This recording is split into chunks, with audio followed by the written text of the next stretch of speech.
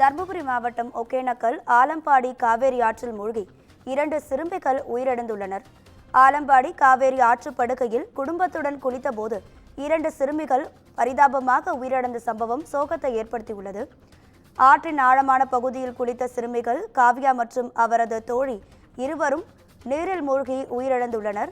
அவர்களது சடலங்களை மீட்டு போலீசார் விசாரணையை மேற்கொண்டு வருகின்றனர். இது தொடர்பான அண்மை செய்தியை பார்த்துக் கொண்டிருக்கிறோம்.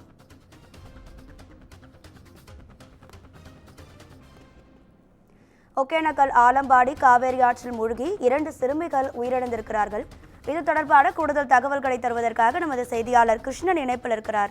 கிருஷ்ணன், வணக்கம். உங்க விரிவான தகவல்களை சொல்லுங்க. வணக்கம் ராதிகா. ஒகேனக்கல் ஆலம்பாடி காவிரி ஆற்றில் மூழ்கி 2 மாணவியர் உயிரிழந்துள்ளனர்.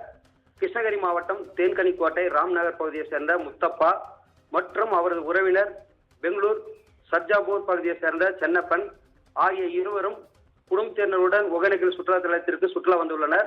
இவர்கள் ஒகேனக்கலில் பல்வேறு இடங்களை சுற்றி பார்த்துவிட்டு ஆலம்பாடி காவிரி ஆற்று பகுதியில் குடும்பத்துடன் குளித்தனர். அப்போது முத்தப்பா மகள் பாக்கியலட்சுமி, சென்னப்பா மகள் காவியா ஆகிய இருவரும் காவிரி ஆற்றில் குளித்துக் கொண்டிருக்கும் பொழுது ஆழமான பகுதிக்கு சென்றுள்ளனர். நீச்சல் தெரியாததால் இருவரும் நீரில் தத்தளித்து மூழ்கியுள்ளனர். இதனை கண்ட உறவினர்கள் நீரில் மூழ்கி இருவரையும் காப்பாற்ற முயன்றனர். ஆனாலும் முடியவில்லை. பின்னர் ஒகேனக்கல் காவல் நிலையத்திற்கு தகவல் அளித்தனர்.